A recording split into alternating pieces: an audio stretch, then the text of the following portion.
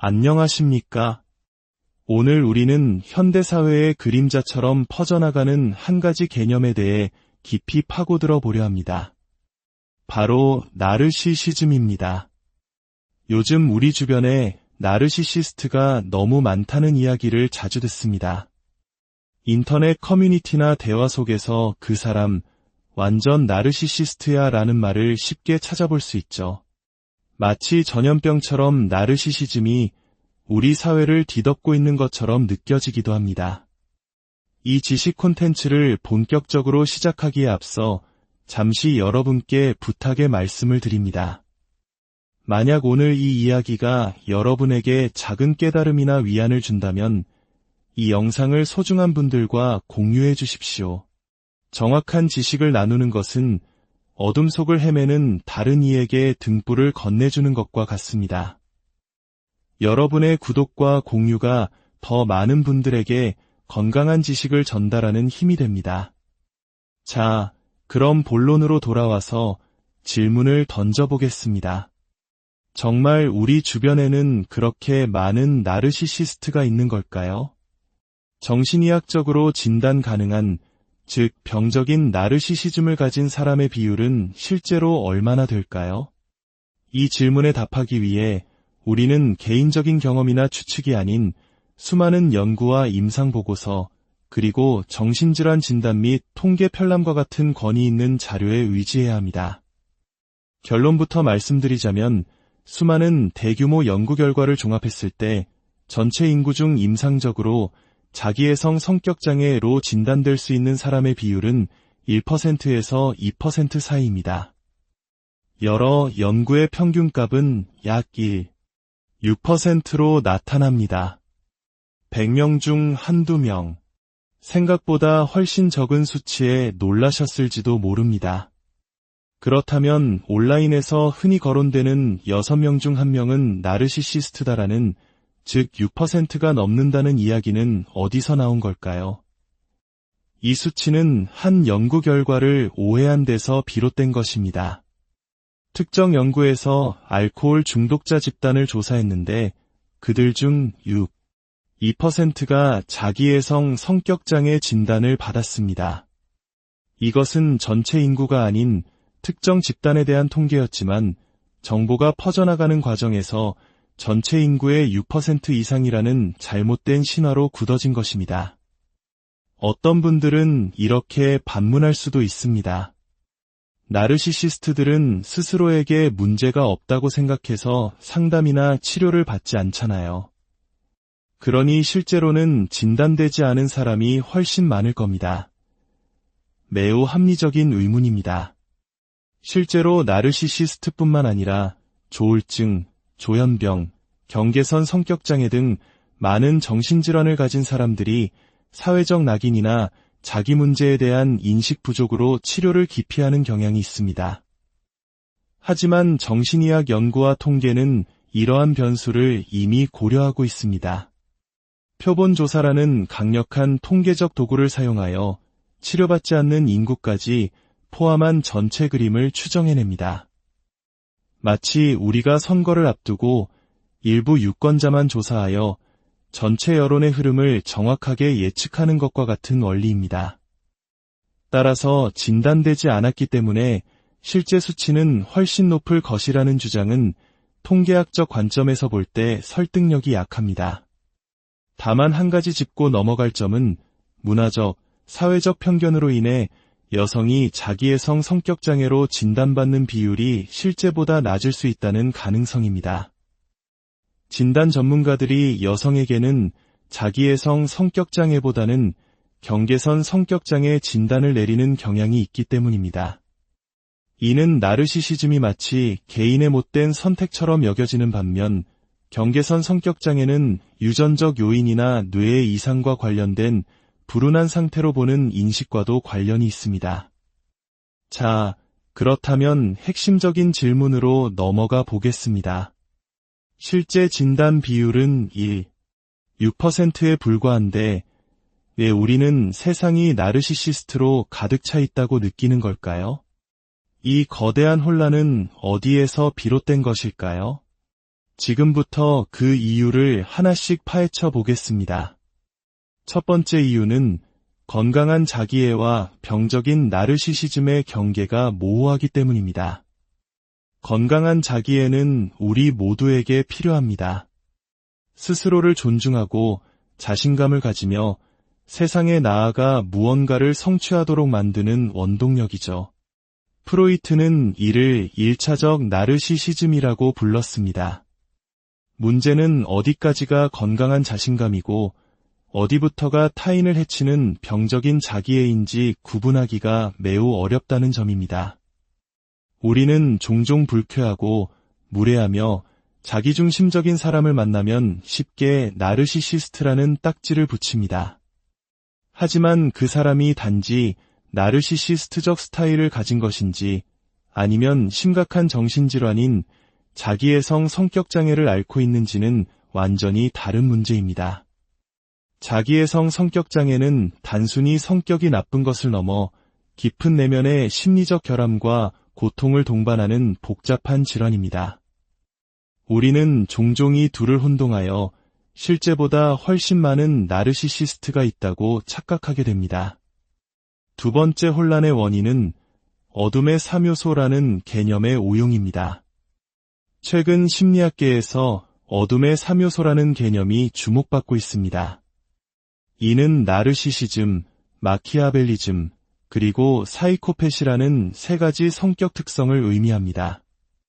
하지만 여기서 가장 중요한 점은 어둠의 3요소에서 말하는 특성들은 대부분 임상적 진단 기준에 미치지 못하는 수준이라는 것입니다. 즉, 나르시시스트 성향이 있고 사이코패스 기질이 있지만 정식으로 자기애성 성격장애나 반사회성 성격장애로 진단받을 만큼 심각하지는 않다는 뜻입니다. 그런데 많은 사람들이 어둠의 3요소를 가진 사람을 실제 나르시시스트나 사이코패스와 동일시합니다.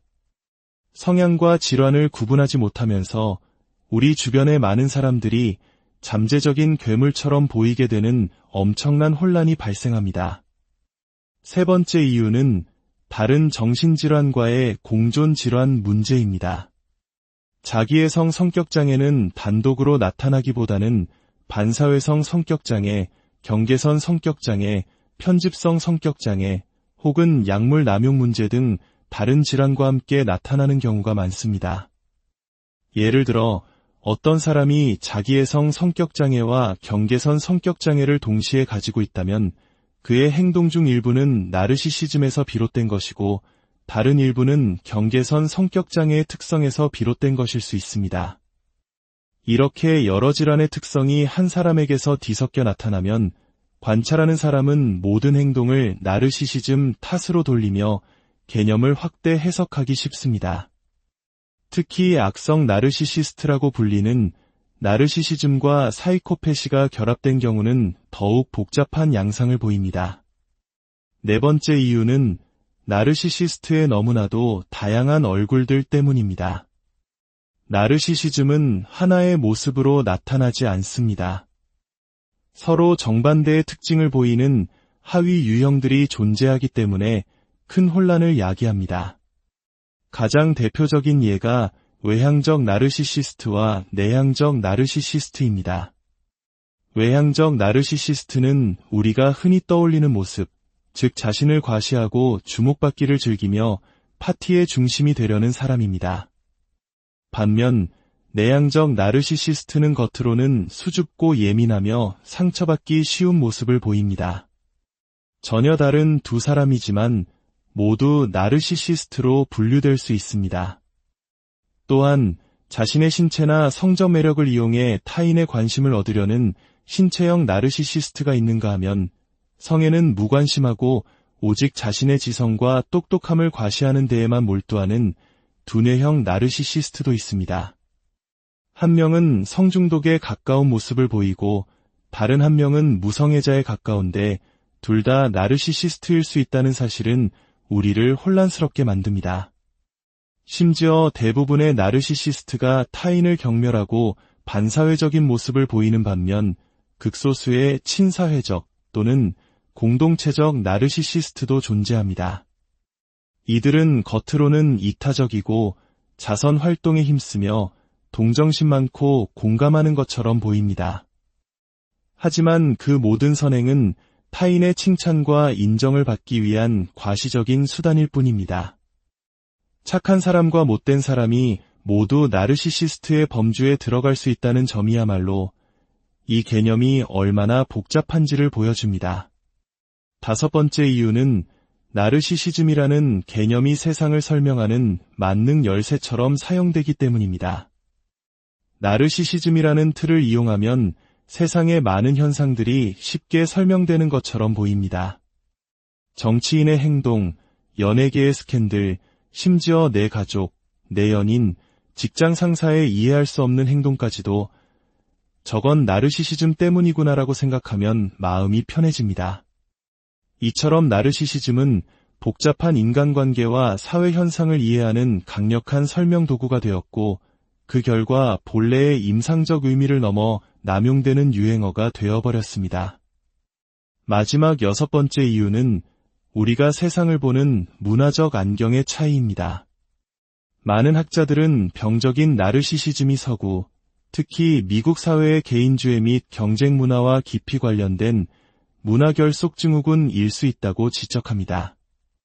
실제로 세계보건기구의 국제질병분류에서는 자기애성 성격장애를 독립된 진단명으로 포함하지 않기도 합니다. 이는 문화에 따라 나르시시스트적 행동으로 여겨지는 기준이 매우 다르다는 것을 의미합니다. 예를 들어 서구 사회에서 자신감 있고 당당한 행동으로 여겨지는 것이 공동체와 어른에 대한 예의를 중시하는 우리 한국 문화에서는 거만하고 무례한 태도로 비춰질 수 있습니다.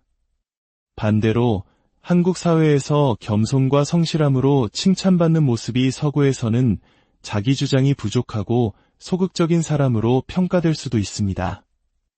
이처럼 공통된 언어나 기준이 없기 때문에 각자의 문화적 배경에 따라 사람들에게 쉽게 나르시시스트라는 딱지를 붙이게 되고 이는 또 다른 혼란을 낳습니다. 지금까지 우리가 살펴본 이 모든 이유들, 건강한 자기애와의 혼동, 어둠의 3요소 개념의 오용, 다른 질환과의 중첩, 다양한 하위 유형, 만능 열쇠로서의 남용, 그리고 문화적 차이, 가 합쳐져 실제보다 훨씬 많은 나르시시스트가 세상에 존재하는 것 같은 거대한 착각을 만들어냅니다. 결론적으로 우리 사회에 자기중심적이고 공감 능력이 부족하며 타인에게 상처를 주는 사람들이 존재하는 것은 사실입니다. 하지만 그들 모두를 자기애성 성격장애라는 엄격한 임상적 진단명으로 부르는 것은 매우 신중해야 합니다. 이는 마치 모든 슬픔을 우울증이라고 부르고 모든 걱정을 불안장애라고 부르는 것과 같은 오류를 범하는 것입니다. 정확한 이해는 섣부른 낙인 찍기를 막고 우리 자신과 타인을 더 깊이 이해하는 첫걸음이 됩니다. 나르시시즘이라는 복잡한 현상을 바라볼 때 우리는 분노와 단정보다는 신중한 관찰과 깊이 있는 이해의 자세를 가져야 할 것입니다. 오늘 이야기가 여러분의 마음에 작은 울림을 주었기를 바랍니다.